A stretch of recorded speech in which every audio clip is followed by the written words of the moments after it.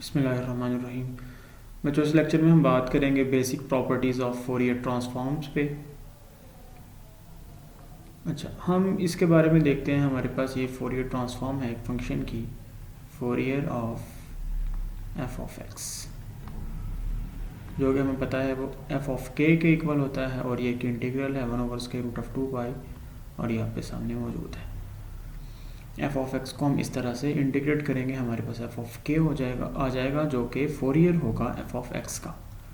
सबसे पहले ये कि एफ ऑफ के जो है वो डिफाइंड है एफ ऑफ एक्स के लिए अगर उसके ऊपर कुछ रिस्ट्रिक्शंस मौजूद हों, जैसे कि उन्होंने यहाँ पे डेफिनेशन में कुछ बताई थी हमें, वो आप दोबारा से पढ़ लें डेफिनेशन को। अच्छा, यहाँ पे एक और बात कर रहा है, a very common sufficient. Sufficient का मतलब होगा काफ़ी, और नेसेसरी का मतलब बट नॉट नेसेसरी।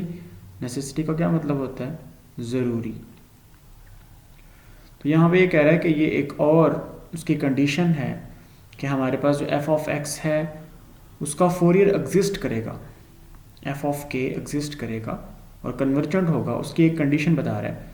और वो कंडीशन कौन सी है? सफिशेंट कंडीशन, यानी काफ़ी कंडीशन है। यानी अगर ये कंडीशन पाई गई तो उसका फोरियर ज़रूर एग्जिस्ट करेगा। लेकिन अगर ये कंडीशन पाई नहीं गई तो इसका ये मतलब नहीं है कि उसका फोरियर एग्जिस्ट नहीं करता, नेसेसरी नहीं है, ज़रूरी नहीं है। आप इसको ये कह सकते हैं कि अगर ये कंडीशन पाई गई तो उसका फोरियर ज़रूर एग्जिस्ट करेगा। इस डैट क्या कह रहा है कि अगर हमारा एफ ऑफ एक्स जो है, हमारा function F of x absolutely convergent integrable हुआ, एब्सोल्युटली इंटीग्रेबल हुआ, यानी अगर हम इसको इंटीग्रेट करें -∞ से infinity absolute of f of x को विद रिस्पेक्ट टू एक्स, इसको अगर इंटीग्रेट करें और ये एग्जिस्ट कर जाए तो इसका मतलब है F of x absolutely integrable है। तो ये कंडीशन ये कह रही है कि अगर हमारा function F of x absolutely integrable हुआ तो उसका फोरियर एग्जिस्ट करेगा और कन्वर्जेंट होगा। देखें अब यहाँ पे इसका प्रूफ, ये since mod of f of x e to the power iota के एक्स किसके इक्वल होता है? Mod of f of x के इक्वल होता है। क्यों? इसलिए कि अब हम अगर मॉड को अलग अलग कर लेंगे, मल्टीप्लिकेशन है, mod of f of x अलग अलग आ जाएगा और मॉड ऑफ ई की पावर आयोटा के एक्स अलग आ जाएगा। ई की पावर आयोटा के एक्स आपको पता है, ई की पावर आयोटा के एक्स किसके इक्वल होता है? ये होता है कॉस के एक्स प्लस आयोटा साइन के एक्स। जब इसका मॉड लेंगे तो ये इसका मॉड आ जाएगा, और इसका मॉड क्या होगा? कॉस स्केयर के एक्स प्लस साइन स्केयर के एक्स। ठीक है, तो और इसका ऊपर यहाँ पे हमारे पास ये आ जाए, ये इक्वल होगा हमारे पास square root of cos square के एक्स प्लस साइन स्केयर के एक्स, ऊपर स्क्वायर रूट भी आ जाएगा इसके। अब आपको पता है ये 1 है, और 1 का स्क्वायर रूट 1, इसका मतलब है ये तो 1 हो गया, और जब ये 1 हो गया मल्टीप्लाई होकर ख़त्म हो गया तो ये इसके इक्वल आ जाएगा। अब अगर हम फोरियर लें, एफ ऑफ एक्स का फोरियर लें, तो वो क्या होता है? फोरियर एफ ऑफ एक्स का होगा, मैं इसको आपको अलग से लिख के दिखाता हूँ। यहाँ कंडीशन ये कह रही है कि हमारे पास -∞ to infinity mod of f of x d x ये एग्जिस्ट करता है, एग्जिस्ट करता है।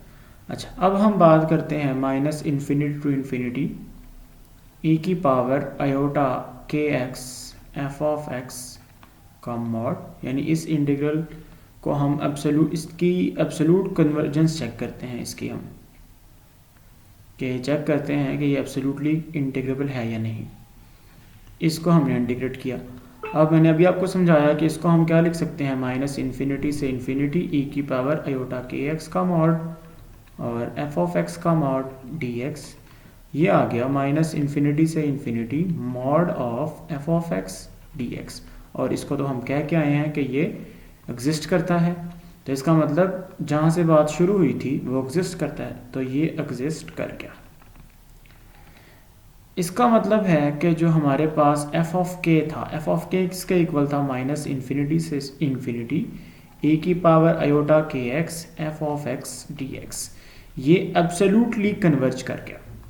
हमने इसकी एब्सोल्यूट वैल्यू को इंटीग्रेट किया और वो एग्जिस्ट कर गई, तो इसका मतलब है एफ ऑफ के एब्सोल्यूटली इंटीग्रेबल है। अगर एफ ऑफ के एब्सोल्यूटली इंटीग्रेबल है तो हमें पता है कि एब्सोल्यूट जो कन्वर्जेंस है, एब्सोल्यूट कन्वर्जेंस इम्प्लाइज कन्वर्जेंस। तो इसका मतलब अगर एफ ऑफ के एब्सोल्यूटली कन्वर्जेंट है तो एफ ऑफ के कन्वर्जेंट भी होगा। तो इसका मतलब ये बात शुरू कहाँ से हुई थी? इससे कि अगर F of x absolutely integrable है तो एफ ऑफ ए कन्वर्जेंट होगा। यहाँ पे ये प्रॉपर्टी बताई जा रही है। ये आप लोग यहाँ से पढ़ लेंगे तो आपको क्लियर हो जाएगा। नेक्स्ट यहाँ पे एक और बात की कही गई है, because of the presence of the complex factor e to the power iota के एक्स, इसकी वजह से हम कहेंगे कि f of k in general एक कॉम्प्लेक्स फंक्शन है। क्योंकि इसका मतलब क्या होता है? इसका मतलब होता है कॉस के एक्स प्लस आयोटा साइन के एक्स। तो इसमें रियल पार्ट भी मौजूद है, इमेजिनरी पार्ट भी मौजूद है। तो इन जनरल हम ये कहेंगे कि हमारा एफ ऑफ के, उसके अंदर रियल और इमेजिनरी पार्ट दोनों मौजूद हैं, तो वो हमारे पास एक कॉम्प्लेक्स फंक्शन है। ये एक complex function. F of x के बारे में ये बात नहीं कर रहे हम, एफ ऑफ एक्स के फोरियर के बारे में हम ये बात कर रहे हैं। Fourier of f of x जो कि एफ ऑफ के इक्वल है, हम उसके बारे में बात कर रहे हैं कि वो एक कॉम्प्लेक्स फंक्शन है। तो यहाँ पे ये प्रॉपर्टी बताई गई है। नेक्स्ट प्रॉपर्टी है लीनियर प्रॉपर्टी। लीनियर प्रॉपर्टी के बारे में आप लोग याद रखें कि अगर हमने किसी ऑपरेटर एल को लीनियर ऑपरेटर प्रूव करना हो तो उसके लिए हम क्या करते हैं? हम उसके लिए दो स्केलर लेते हैं, कांस्टेंट्स C1 और C2, या अल्फ़ा बीटा आप ले सकते हैं, और दो फंक्शंस हम ले लेते हैं। एक हम f1 ले लेते हैं, एक f2 ले लेते हैं, या fg भी ले सकते हैं आप, fg, इनको आप अल्फ़ा बीटा भी ले सकते हैं। हम क्या करते हैं कि इनका लीनियर कॉम्बिनेशन लेते हैं, अल्फ़ा को f से मल्टीप्लाई किया और बीटा को g से मल्टीप्लाई किया, बीटा जी। तो ये आ गया हमारे पास अल्फ़ा f प्लस बीटा जी। इसके ऊपर लीनियर अपना जो ऑपरेटर है, अभी तो ये प्रूव करना है कि लीनियर है, इसके ऊपर अपना ऑपरेटर अप्लाई कर देते हैं। अगर ये इक्वल आ जाए alpha of operator at f plus beta into alpha into linear ये operator of f plus beta into operator of g, अगर ये इक्वल आ जाए, ये प्रॉपर्टी होल्ड कर जाए, तो हम कहेंगे then L is linear operator. अब हमने Fourier of f of x, ये जो फोरियर ऑपरेटर है इसको, और फोरियर के इन्वर्स जो कि एफ ऑफ के पे अप्लाई होता है, और ये आपको बताया जा चुका है किसके इक्वल होगा? माइनस इन्फिनिटी से इन्फिनिटी 1/√2 पाई ए की पावर माइनस आयोटा के एक्स एफ ऑफ के डी के, ये इसके इक्वल होता है। तो हमने ये प्रूव करना है कि फोरियर ऑपरेटर भी और फोरियर का इन्वर्स, ये दोनों ऑपरेटर लीनियर ऑपरेटर है। इसको देखते हैं हम। अब यहाँ पे देखें, हमने दो स्केलर लिए C1 और C2 और दो फंक्शन ले लिए f1x f2x। इसके ऊपर हमने फोरियर अप्लाई कर दिया। जब फोरियर अप्लाई करेंगे तो by definition of Fourier 1/√2 pi minus infinity से इन्फिनिटी C1 f ऑफ, ये सारा हमने लिख दिया एज फंक्शन, ये सारा लिख लिया, और साथ में e की पावर आयोटा के एक्स डी एक्स आ गया। नेक्स्ट क्या होगा कि ये e की पावर आयोटा के एक्स दोनों के साथ अलग अलग आ जाएगा, यानी इसको हम लिख सकेंगे 1/√2 पाई माइनस इन्फिनिटी से इन्फिनिटी C1 f1x e की पावर आयोटा के एक्स डी एक्स, और फिर ऐसे ही हम इसको लिख लेंगे 1/√2 पाई, ये अलग अलग मल्टीप्लाई हो जाएगा, माइनस इन्फिनिटी से इन्फिनिटी C2 f2x e की पावर आयोटा के एक्स डी एक्स। यहाँ पे उन्होंने आयोटा के एक्स मिस कर दिया है, यहाँ से यहाँ पे आयोटा के एक्स आना था और यहाँ भी साथ में आयोटा के एक्स आना था, वो मिस हो गया, आप लिख लें इसको। अच्छा, जब ये अलग अलग हो जाएंगे, अब C1 तो कांस्टेंट है, C2 यहाँ पे कांस्टेंट है, उसको बाहर निकाल दें। जब बाहर निकाल देंगे तो C1 बिल्कुल अलग आ गया। जैसे यहाँ पे देखें, C1 को बाहर निकाल दिया और यहाँ पड़ा हुआ 1/√2π और अंदर माइनस इन्फिनिटी से इन्फिनिटी f1x और साथ में यहाँ पे e की पावर आयोटा kx होगा, dx मौजूद होगा। तो ये सारा का सारा क्या बन जाएगा, फोरियर ऑफ f1x। तो इसको हम लिख सकते हैं फोरियर ऑफ f1x। यहाँ पे ऐसे ही C2 बाहर आ गया और ये सारा फोरियर ऑफ f2x है। तो इसको हमने, तो देखिए हमने जो प्रॉपर्टी प्रूव करनी थी कि Fourier of C1 f1x plus C2 f2x, इसको हमने प्रूव करना था C1 Fourier of f1x plus C2 Fourier of f2x, ये प्रूव करना था और ये बात प्रूव हो चुकी है। ऐसे ही जब हम देखते हैं फोरियर इन्वर्स को, तो अब हमने जो फंक्शन लिए वो लिए f1k एंड f2k और कांस्टेंट्स हम ले लेंगे C1 एंड C2, इनका लीनियर कॉम्बिनेशन लेंगे और उसके ऊपर फोरियर इन्वर्स को अप्लाई कर देंगे। जाहिर है वो भी एक इंटीग्रल है, 1/√2π माइनस इन्फिनिटी से infinity C1 f1k plus C2 f2k e की power minus iota kx T के आ जाए। और जैसे हमने यहाँ पे अलग अलग कर लिया था, C1 कांस्टेंट्स थे उनको बाहर निकाल दिया था, ये डिस्ट्रीब्यूट हो गया था e की पावर माइनस आयोटा kx, यहाँ पे आयोटा kx डिस्ट्रीब्यूट हो गया, यहाँ पे माइनस आयोटा kx डिस्ट्रीब्यूट हो जाएगा, दोनों के साथ अलग अलग आ जाएगा और उन इंटीग्रल्स को हम दोबारा से फोरियर इन्वर्स की फॉर्म में लिख लेंगे। तो यहाँ देखें बड़े क्लियरली उन्होंने इस चीज़ को प्रूव कर दिया है कि फोरियर इन्वर्स भी एक लीनियर ऑपरेटर है और ये लीनियर ट्रांसफॉर्म।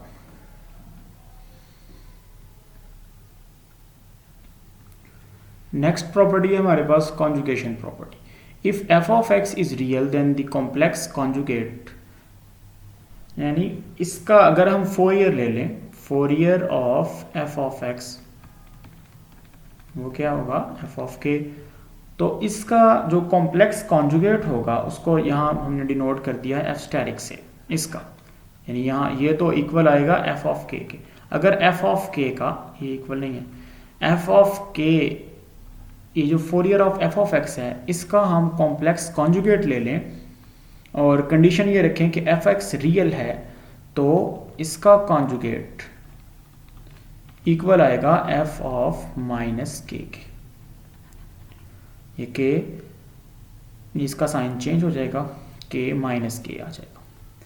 देखें ये बड़ी आसानी से प्रूव किया जा सकता है। f of k किसके इक्वल होता है, यानी Fourier of f of x किसके इक्वल होता है, f of k is equal to 1/√2π minus infinity से इन्फिनिटी e की power iota kx f of x।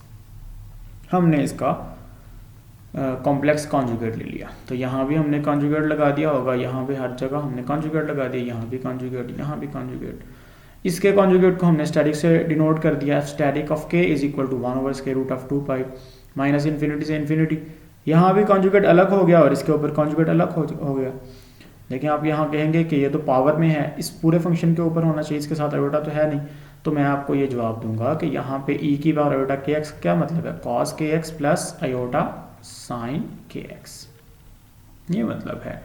तो अब हम इसको क्या लिख सकते हैं, जब इसका कॉन्जुगेट लिया जाएगा तो ये आपके पास आ जाएगा cos kx minus iota sine kx, और इसको ऐसे लिखा जा सकता है cos ऑफ माइनस, क्योंकि cos of theta cos of minus theta equal होते हैं, cos ऑफ माइनस kx लिखा जा सकता है plus iota sine of minus kx, ये साइन हम एंगल में ले जाएंगे, साइन ऑफ माइनस kx। अब इसको दोबारा आप लिखेंगे तो ये क्या बन जाएगा, e की power iota of minus kx, यानी e की पावर माइनस आयोटा kx। तो इसलिए इसका जब कॉन्जुगेट लिया जाएगा तो यहाँ पे नेगेटिव हो जाएगा और यहाँ पे बार आ जाएगी f of x के ऊपर भी। 1/√2π वैसे ही रहा, माइनस इन्फिनिटी से इन्फिनिटी e की पावर आयोटा, और ये जो नेगेटिव है ये हमने k के साथ लिख लिया, minus k x f of x। अब f of x चूँकि रियल है, आपको पता है अगर z रियल हो तो z का कॉन्जुगेट z के इक्वल होता है। तो f of x रियल है, ये हम शुरू में बात करके आए हैं कि f of x रियल है, तो इसका मतलब f of x का कॉन्जुगेट f of x के इक्वल होगा, तो इसकी जगह पे हमने f of x रख दिया। अब आप इसको गौर से देखें कि ये हमारे पास बार के बगैर जो था e की पावर आयोटा के x f of x d x, ये किसके इक्वल 1/√2 सारा किसके इक्वल था, एफ ऑफ के इक्वल था। तो यहाँ पे आयोटा के साथ एक्स के साथ जो नंबर आ रहा था ये उसका फंक्शन था एफ ऑफ के। तो यहाँ पे फिर क्या आ रहा है, यहाँ पे माइनस के आ रहा है, तो इसका मतलब ये इक्वल है एफ ऑफ माइनस के। यहाँ से ये प्रूव हो गया कि जो बात हमने प्रूव करनी थी, complex conjugate of f of के किसके इक्वल है, एफ ऑफ माइनस के। इस प्रॉपर्टी को हम नाम देते हैं कॉन्जुगेशन प्रॉपर्टी का। नेक्स्ट हमारे पास थ्योरम है, Fourier transform of an even and real function is real. Even function का क्या मतलब कि f of minus x f of x के इक्वल है, वो सिमेट्रिक है अबाउट द वाई एक्सिस। और फंक्शन के रियल होने का क्या मतलब कि अगर आप कॉम्प्लेक्स कॉन्जुगेट लेंगे एफ ऑफ एक्स का तो वो एफ ऑफ एक्स के इक्वल ही आ जाएगा। और इवन होने का फंक्शन ये खुद लिख चुके हैं कि f of minus x equal है एफ ऑफ एक्स के। तो कहा ये जा रहा है कि अगर आपका function F of x real हो और इवन हो तो उसका फोरियर ट्रांसफॉर्म भी रियल होगा, यानी एफ ऑफ के रियल होगा। तो एफ ऑफ के रियल होने का क्या मतलब है कि इसका जो कॉम्प्लेक्स कॉन्जुगेट है वो इसी के इक्वल एफ ऑफ के इक्वल आ जाएगा। और इसको हमने पिछले में इससे जो पहले हमने एग्जांपल देखी, इसकी जो प्रॉपर्टी देखी, उसमें हमने कैसे क्या लिखा था इसको, एफ स्टैटिक ऑफ के, ये किसके इक्वल आ जाएगा, एफ ऑफ के इक्वल आ जाएगा। और इस थ्योरम के अंदर हम ये बात प्रूव करने वाले हैं। देखें, हमने शुरू में ये मान लिया कि हमारा फंक्शन एफ जो है वो रियल भी है और इवन भी है। अब हमने इसका फोरियर लिया, तो Fourier of f of x किसके इक्वल होगा, एफ ऑफ के इज इक्वल टू 1/√2 पाई। ये आ गया हमारे पास माइनस इन्फिनिटी से इन्फिनिटी e की पावर आयोटा के x f of x d x. अब हमने क्या किया, यहाँ पे सब्स्टिट्यूशन की x को माइनस यू रख लिया, x is equal to minus u. तो ज़ाहिर है सारी जो लिमिट है वो भी चेंज होगी, ये सारा इंटीग्रल चेंज हो जाएगा, u में आ जाएगा, x is equal to minus u. तो यहाँ से हमारे पास dx किसके इक्वल आ जाएगा, माइनस डी यू के इक्वल आ जाएगा। तो ये सारी चीज़ें हमने यहाँ पे रख दी। अब ऐसा करने से लिमिट्स में क्या फ़र्क पड़ेगा कि अगर x is equal to minus u है तो जब x होगा, यहाँ पे ये लिमिट्स हैं x की, जब x होगा इन्फिनिटी तो u चूँकि किसके इक्वल है, माइनस एक्स के, तो x इन्फिनिटी हो जाएगा तो u क्या हो जाएगा, फिर u will approach to minus infinity. तो जहाँ पे पहले लिमिट इन्फिनिटी, अब वहाँ पे क्या आ गई है, माइनस इन्फिनिटी। और जब हमारा x माइनस इन्फिनिटी होगा तो फिर u किसको अप्रोच कर जाएगा, इन्फिनिटी को। तो इसका मतलब है यहाँ पे फिर क्या आ जाएगा, इन्फिनिटी। और जहाँ जहाँ पे x था वहाँ पे हमने माइनस यू लगाया, तो ये आ गया माइनस आयोटा के यू, क्योंकि x की जगह माइनस यू आया, ये माइनस 7 आ गया, f ऑफ माइनस यू, और dx की जगह माइनस डी यू। अच्छा, अब चूंकि f इवन है तो f ऑफ माइनस यू किसके इक्वल होगा, f ऑफ u के इक्वल होगा। तो f ऑफ माइनस यू, तो f ऑफ u आ गया यहाँ से, और माइनस ये वाला जो माइनस डी यू के साथ है इसको हमने बाहर निकाला। तो आपको पता है कि अगर हमारे पास a to b f of x d x हो और साथ माइनस मल्टीप्लाई और नेगेटिव ऑफ दिस इंटीग्रल हो, तो ये इक्वल होता है b to a f of x d x. यानी अगर हम इसको माइनस से मल्टीप्लाई करेंगे तो इससे क्या फ़र्क पड़ेगा कि अपर लिमिट लोअर लिमिट बन सकेगी और जो लोअर लिमिट है वो अपर लिमिट बन जाएगी।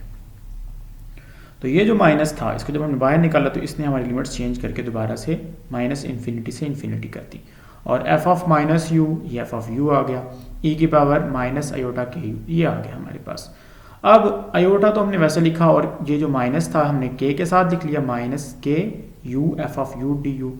तो इसका मतलब है कि ये तो आ गया एफ ऑफ माइनस के, एफ ऑफ माइनस के इक्वल।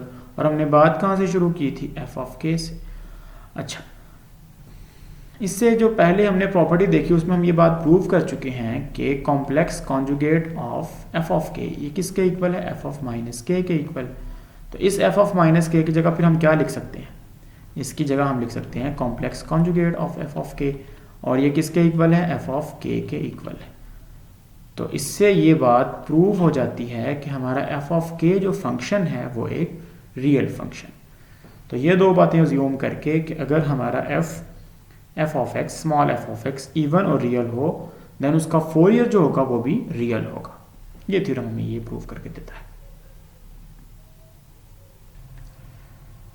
थ्योरम 2 है हमारे पास Fourier transform of an odd and real function. Odd function का क्या मतलब, F of minus X is equal to minus F of X है, माइनस शुरू में आ जाएगा, और रियल है कि उसका कॉम्प्लेक्स कॉन्जुगेट उसी के इक्वल, एफ ऑफ एक्स के इक्वल। अगर ये दो प्रॉपर्टीज पाई जाएं तो उसका फोरियर ट्रांसफॉर्म प्योर इमेजिनरी होगा। प्योर इमेजिनरी का क्या मतलब कि हम कहते हैं कि हमारे पास जो कॉम्प्लेक्स नंबर z है वो प्योर इमेजिनरी है अगर हम इसका कॉन्जुगेट लें तो वो माइनस z के इक्वल आ जाए। प्योर इमेजिनरी किस तरह का नंबर हो, जैसे 2 आयोटा, तो 2 आयोटा का अगर आप कॉन्जुगेट लेंगे तो जाहिर है वो -2 आयोटा आ जाएगा। तो अगर आपने इसको z माना होता तो z का कॉन्जुगेट क्या आ जाता, -z। तो ये प्रॉपर्टी होती है प्योर इमेजिनरी की, जिसमें रियल पार्ट 0 हो, सिर्फ इमेजिनरी पार्ट हो। तो 2 यहाँ पे इमेजिनरी पार्ट आयोटा साथ मौजूद है उसके, तो ये प्रॉपर्टी है प्योर इमेजिनरी की। तो कहा यह जा रहा है कि अगर आपका फंक्शन ऑड और रियल होगा तो उसका फोरियर ट्रांसफॉर्म प्योर इमेजिनरी होगा। इसको हम प्रूव कर लेते हैं। चूंकि f को हमने ऑड माना है तो f of minus F of x के इक्वल होगा for all x in the domain of f। अच्छा, हमने अब f का फोरियर ट्रांसफॉर्म लिया। Fourier transform of f is equal to capital F of k is equal to, ये definition है इसकी। इस डेफिनेशन के अंदर दोबारा से हमने x को सब्स्टिट्यूट कर दिया -u के इक्वल, x को रिप्लेस कर दिया -u के साथ। तो जाहिर है इसकी वजह से क्या होगा, dx is equal to -du आ जाएगा। और जो लिमिट्स हैं वो बता चुका हूँ पिछले थ्योरम के अंदर कि इन्फिनिटी से -इन्फिनिटी आ जाएंगी, ये आ गई हमारे पास। और ये सारी बात हम कर चुके हैं कि f ऑफ -u अब किसके इक्वल है। अब f ऑफ -u जो है वो तो -f ऑफ u के इक्वल है। तो ये माइनस यहाँ से बाहर आ गया, एक माइनस और एक ये वाला माइनस था, ये दोनों माइनस आपस में ख़त्म हो गए। अच्छा, अब हमने लिमिट्स तो सीधी, लिमिट्स तो हमारे पास चेंज हुई नहीं। पहले तो थ्योरम के अंदर एक नेगेटिव जो था -1 वो बाहर आया था, उसकी वजह से लिमिट्स चेंज हो गई थी और सीधा हो गया था इंटीग्रल, लेकिन यहाँ पे नहीं हुई। तो फिर हमने क्या किया, हमने इसको -1 इंटू -1 से मल्टीप्लाई कर दिया। एक माइनस ने लिमिट सही कर ली और एक माइनस, आप आसानी के लिए समझ लें कि ये लिखा हुआ है, एक माइनस इन्फिनिटी से इन्फिनिटी, या आप ये समझ लें कि ये दोनों माइनस ख़त्म ही नहीं हुए, और एक माइनस ने लिमिट्स हमारी सही कर दी -इन्फिनिटी से इन्फिनिटी, और एक माइनस जो f of -u is equal to -f of u आया था is equal to -f of u, ये माइनस शुरू में लिखा गया। तो -1/√2 पाई -इन्फिनिटी से इन्फिनिटी e की power iota of -ku iota into -ku f of u du। अच्छा, अब ये हमारे पास f of capital F of -k है, क्योंकि यहाँ पे क्या आ रहा है, -k आ रहा है। तो यहाँ पे माइनस पहले बाहर मौजूद है, -f of -k। f of -k को हम क्या प्रूव कर चुके हैं, हम ये प्रूव कर चुके हैं कि f ऑफ -k इक्वल है complex conjugate of f of k के। तो इसकी जगह पे हमने f स्टेरिक k लिख दिया और ये माइनस बाहर लिखा हुआ है। तो इसका मतलब ये हुआ कि अब ये बात शुरू कहाँ से हुई थी, ये बात तो शुरू हुई थी f ऑफ k से। जब हम दोनों तरफ इसको -1 से मल्टीप्लाई करेंगे तो हमारे पास क्या आएगा, हमारे पास आएगा f asterisk of k is equal to -f of k। और यही तो प्रॉपर्टी थी प्योर इमेजिनरी की। इसका मतलब अगर हमारा f ऑड और रियल हुआ तो उसका फोरियर ट्रांसफॉर्म प्योर इमेजिनरी होगा। नेक्स्ट पार्ट में हम बाकी प्रॉपर्टीज़ पे बात करते हैं।